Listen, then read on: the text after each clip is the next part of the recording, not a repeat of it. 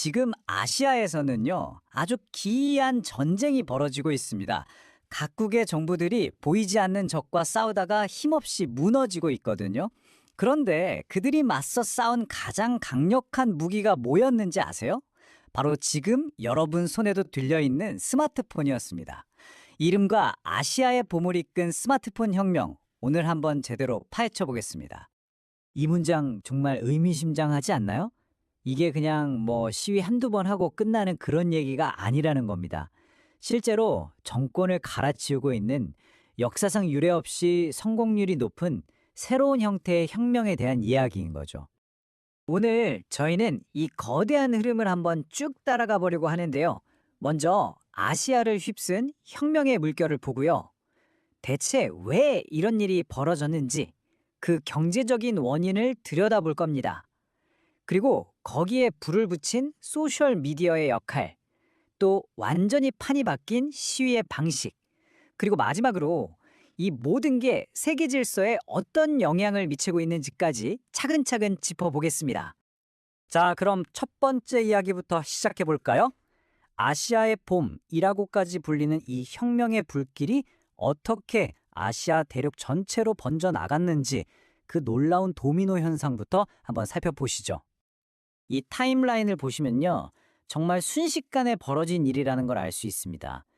스리랑카에서 시작된 불씨가요, 바로 옆 나라인 방글라데시로 또 네팔로 옮겨붙으면서 정부가 연달아 무너졌습니다. 그리고 지금은 그 불길이 필리핀과 인도네시아 같은 동남아시아의 심장부로 번져서 현재 진행형으로 타오르고 있죠. 한 나라의 성공이 다른 나라 청년들에게 우리도 할 수 있겠는데? 하나 엄청난 용기를 준 겁니다. 아니 근데 대체 왜 이렇게 수백만 명이나 되는 젊은이들이 한순간에 거리로 쏟아져 나온 걸까요? 이 분노는요, 결코 하루아침에 만들어진 게 아니었습니다. 오랫동안 쌓이고 쌓인 화약고가 있었던 거죠. 나라마다 세부적인 사정은 조금씩 달랐지만 젊은이들을 분노하게 만든 공통적인 이유들이 있었습니다. 당장 먹고 살기 힘들 정도의 물가 폭등, 그리고 만연한 정부의 부패, 특히 정치 엘리트들이 자기들끼리 다 해먹는 그런 족벌주의가 눈에 너무 잘 보였던 거죠. 젊은 세대 입장에서는 우리 미래는 그냥 여기서 끝이구나 하는 그런 절망감에 빠질 수밖에 없었습니다. 이 표를 보면 좀 더 구체적으로 와 닿으실 텐데요. 스리랑카는 정부의 말도 안 되는 정책 때문에 나라가 그냥 거덜났고요. 방글라데시에서는 정치인 자녀들만 공무원이 될 수 있는 불공정한 제도에 분노가 터졌습니다. 네팔은 청년들의 팝줄이었던 SNS를 정부가 막으려다가 역풍을 맞았고, 인도네시아에서는 청년들은 집이 없어 힘든데 정치인들은 세금으로 엄청난 주거지원금을 받는다는 사실이 드러났죠. 공통점이 보이시나요? 전부 다 평범한 시민들, 특히 젊은이들이 고통받는 동안 엘리트들은 자기들만의 특권을 누리고 있었다는 겁니다. 자, 이렇게 불만이 화약처럼 가득 쌓여 있는 상태에서 그럼 도대체 누가 여기에 불을 붙였을까요? 그게 바로 소셜미디어, 우리가 매일 쓰는 SNS였습니다. SNS는 이 불평등을 모두에게 까발리고 시민들의 손에 아주 강력한 무기를 쥐어줬습니다. 이게 정말 흥미로운 지점인데요. 인스타그램이나 틱톡 같은 SNS가 말이죠, 정치 엘리트와 그 자녀들의 사치스러운 생활을 실시간으로 중계하는 창문 역할을 해버린 겁니다.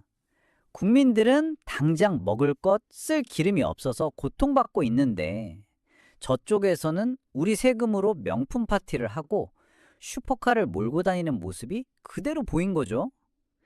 이 선명한 대비가 분노를 도저히 참을 수 없는 수준까지 끌어올린 겁니다. 자, 이제 오늘 이야기의 가장 핵심적인 부분으로 들어가 보겠습니다. 도대체 왜 요즘의 시위는 과거와 달라서 정부가 아무리 막으려고 해도 막을 수가 없는 걸까요? 그 이유는 시위를 조직하고 실행하는 방식 자체가 완전히 근본적으로 바뀌었기 때문입니다. 핵심 키워드는 바로 이 분산형 시위입니다. 예전에는요, 정부가 시위를 막는 방법이 아주 간단했습니다. 시위 주동자, 그러니까 뱀의 머리만 딱 잘라내면 시위 전체가 와해됐거든요. 그런데 지금은요, 애초에 머리가 없습니다. 머리가 수백, 수천 개인 셈이죠. 이 그림을 보시면 그 차이가 확 느껴지실 거예요. 왼쪽이 옛날 방식, 피라미드 구조죠. 맨 꼭대기에 리더가 있고 명령이 위에서 아래로 내려갑니다. 느리고 리더 한 명만 잡으면 게임 끝이죠. 그런데 오른쪽, 지금의 방식은 완전히 그물망, 네트워크 같습니다. 누가 누굴 지시하는 게 아니라 모든 참여자들이 실시간으로 정보를 주고받고 한두 군데가 끊어져도 전체 네트워크는 끄떡도 안 합니다.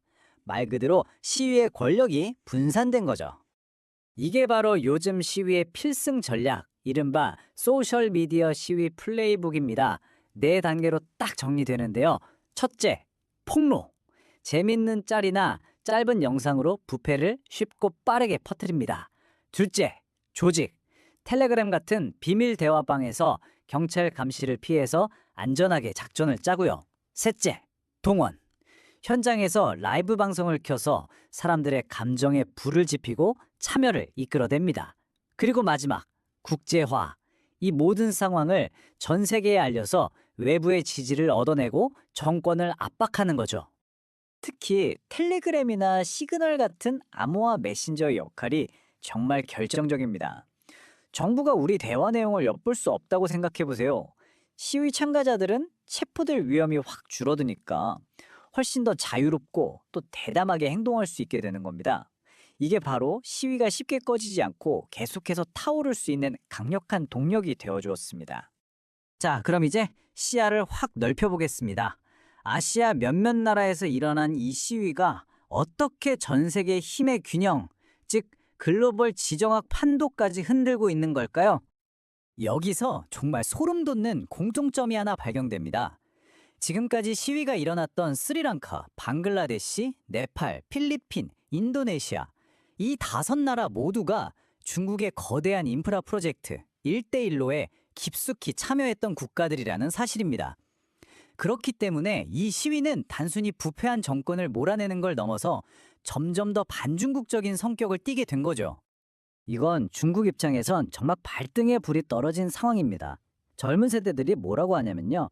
그 계약, 부패한 옛날 정권이 뒷돈 받고 당신들끼리 맺은 거잖아? 우리랑 합의한 거 아니니까 무효야. 이렇게 나오는 겁니다. 수십억 달러짜리 사업들이 하루아침에 날아갈 판이고 중국 돈은 곧 부패한 돈이라는 인식이 퍼지면서 이 지역에서 중국의 영향력이 급격하게 약해지고 있습니다. 그럼 자연스럽게 이런 질문이 떠오르죠. 아시아에서 중국의 힘이 약해진다는 것. 이게 지금 한창인 미국과 중국의 패권 경쟁에는 과연 어떤 의미를 가질까요? 어쩌면 이건 미국에게는 새로운 기회의 창이 열리는 것일 수도 있습니다.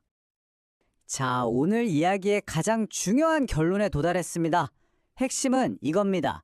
스마트폰과 소셜미디어라는 기술의 발전이 국가가 시민을 통제하던 기존의 권력관계, 그 힘의 저울추를 완전히 뒤집어 놓았다는 것. 이게 바로 오늘 이야기의 핵심입니다. 마지막으로 이 질문을 여러분께 던지면서 마무리하고 싶습니다.